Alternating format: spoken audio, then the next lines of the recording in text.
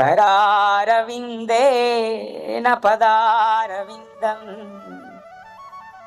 मुखारविन्दे न विनिवेशयन्तम् मुखारविन्दे न विनिवेशयन्तम् वटस्य पत्रस्य पुटेशयानम् बालं मुकुन्दं मनसा स्मरामि बालं मुकुन्दं मनसा स्मरामि।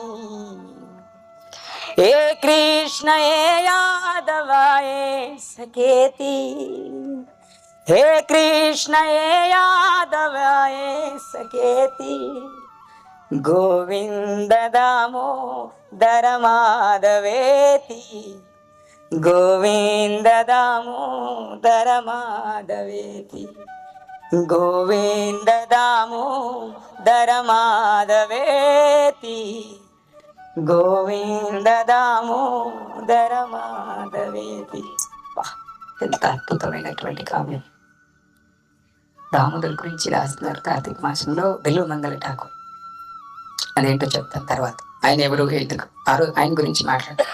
అత్యంత గొప్ప ఆచార్యులలో వైష్ణవుల దాంట్లో బిల్వమంగళ ఠాకూర్ కూడా ఒకరు. ఆయన మన దక్షిణ భారతదేశానికి సంబంధించిన వారు. అక్కడ ఏం చెప్తున్నారంటే కరార విందేన పదార విందం. ఈ చేతులతోటి చిన్ని కృష్ణుడు ఆ కాలుని నోట్లో పెట్టుకుంటే చిన్నపిల్లలు పెట్టుకుంటారు కదా, ఆ చేతులతో చిన్ని చేతులతో కృష్ణుడట ఆ యొక్క తన యొక్క పాదాన్ని ముట్టుకొని నోట్లో పెట్టుకుంటున్నారట.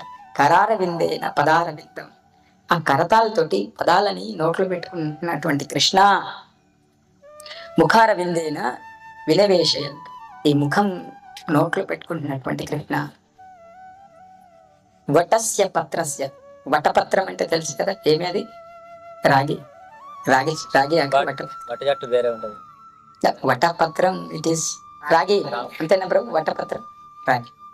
ఆ వటపత్రం మీద శయనించుచున్న ఓ కృష్ణ, నువ్వు ఆ వటపత్రం మీద శయనించుచు నీ యొక్క మృదువైనటువంటి చేతులతో అత్యంత మృదువైనటువంటి నీ కాళ్ళని నోట్లో పెట్టుకుంటూ అలా ఈ సర్వ సృష్టిని అలరించడానికి సిద్ధంగా ఉన్న ఓ బాలకృష్ణ, అవునా, నేను నిన్ను మనసులో స్మరిస్తున్నాను. ఓ గోవింద దామోదరా. చూడండి, దామోదర అంటే మనం బంధించబడ్డ వాళ్ళం అనుకున్నట్టు. గోవింద దామోదర అన్నాం అంటే ఈ ఇంద్రియాలకి కట్టివేయబడ్డటువంటి బంధాలు ఏవైతే ఉన్నాయో, ఈ ఇంద్రియాలని కలిపి కట్టివేయబడ్డటువంటి బంధాలని తెంచేసేటటువంటి దామోదరుడా కృష్ణ, నీకు వందనం, నిన్ను నేను స్మరిస్తా, నిన్ను నేను పూజిస్తా అని చెప్పి అద్భుతమైన శ్రీ మీరు యూట్యూబ్లో కొట్టండి వస్తుంది, శ్రీ గోవింద దామోదర స్తోత్రం. బిల్వమంగళ ఠాకూర్ గోవింద దామోదర స్తోత్రం రాశారు. దాని తర్వాత చౌరాష్టకం రాశారు. శ్రీకృష్ణ కరుణామృతం అని గొప్ప కావ్యం రాశారు. అందులో ఎన్ని పద్యాలు, ఎన్ని శ్లోకాలు, అవునా, ఎంతెంత గొప్పగా ఆయన రాశారు. ఎవరు పెట్టిన నామము శ్రీ రామనామం, ఎంత మధురం ఎంత మధురం జన్మచరితం, ఎంత మధురం జన్మచరితం, కాంచినానా కనులు రాల్చే కన్నీటి కావ్యం, ఎవరు పెట్టిన నామము శ్రీ రామనామం. గొప్పగా రాస్తారండి ఆయన.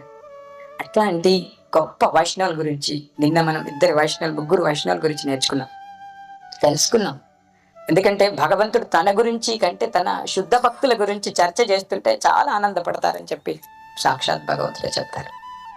కాబట్టి మనం ఈరోజు ఒక శుద్ధ వైష్ణవం గురించి తెలుసుకోవడానికి ప్రయత్నం చేద్దాం.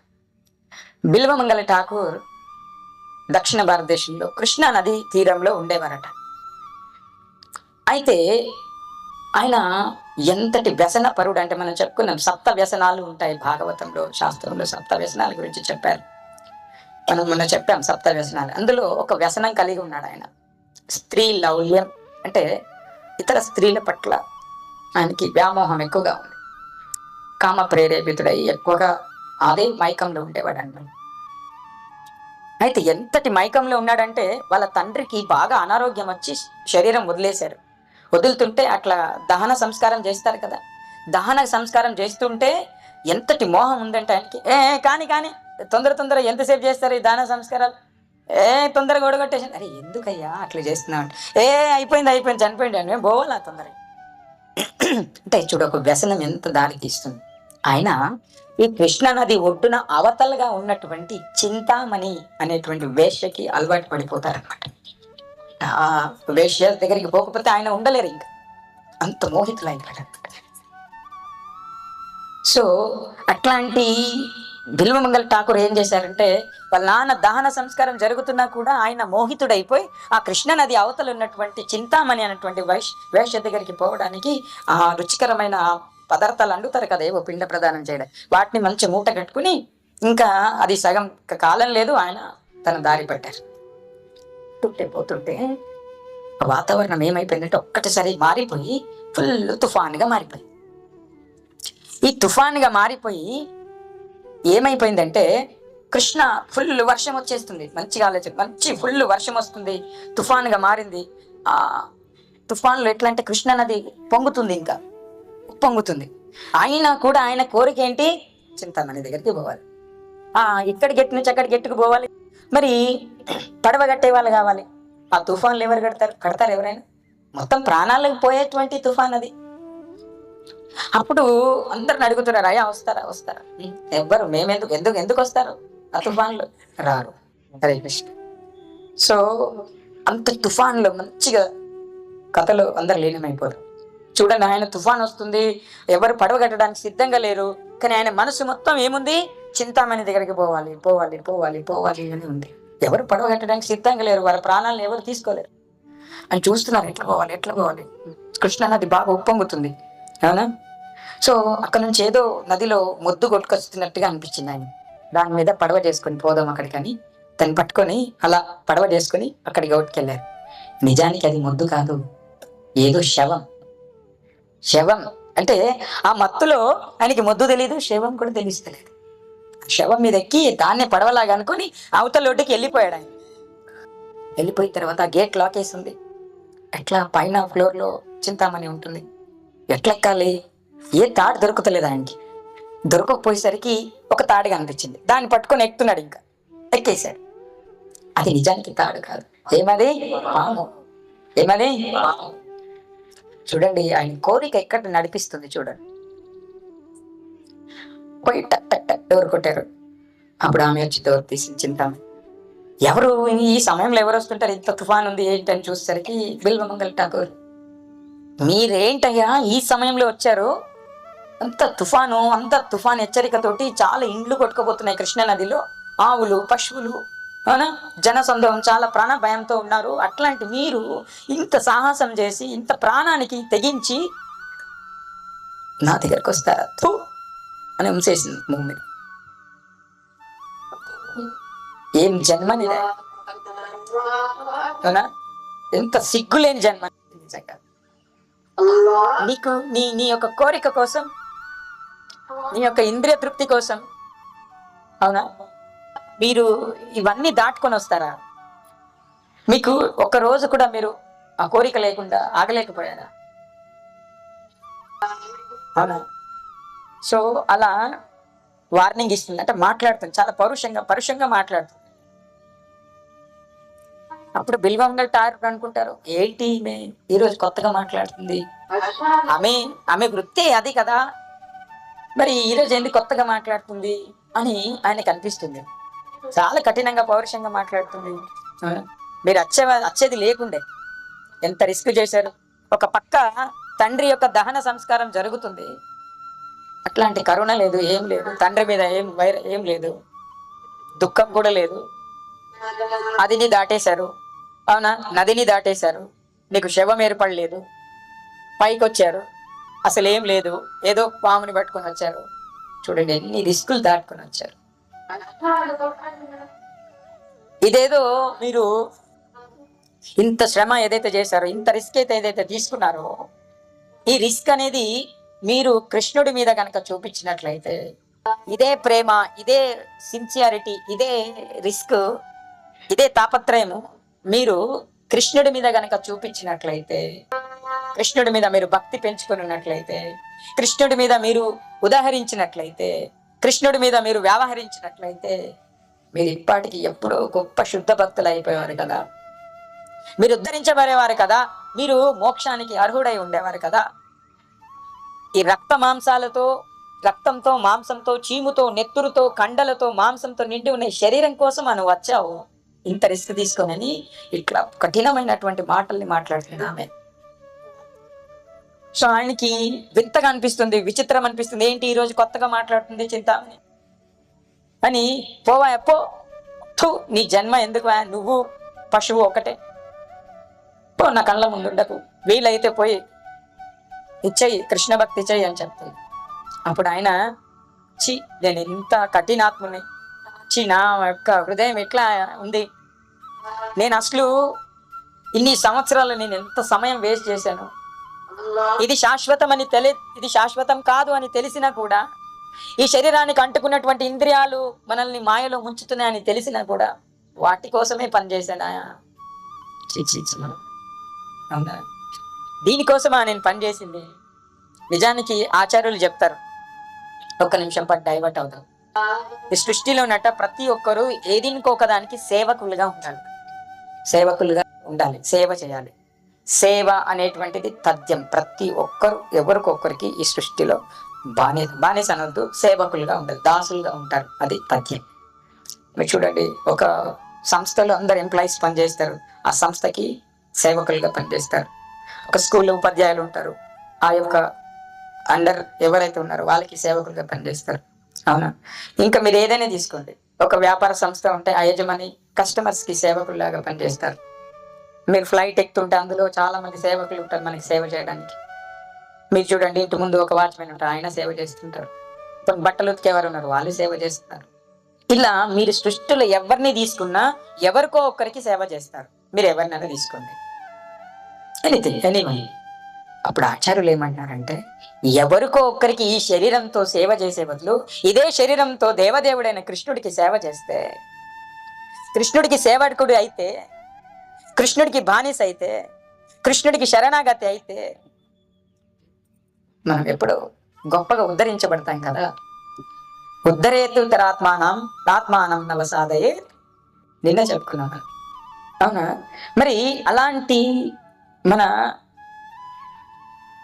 ఈ ఆత్మకి, మనం శరీరానికి ఈ అనవసరమైన వ్యసనాలు ఎందుకు ఇవ్వడం అని ఆలోచన చేసి, పో అంటే చక్కగా బృందావనం పోయి కృష్ణుని యొక్క శరణాగతి తీసుకో అంటే బృందావనం బయలుదేరాలి. బిల్వమంగళ ఠాకూర్ బయలుదేరుతూ ఉంటే మధ్యలో ఆగితే అక్కడ ఒక గృహిణి మీద మళ్ళీ ఆశపడ్డాడు.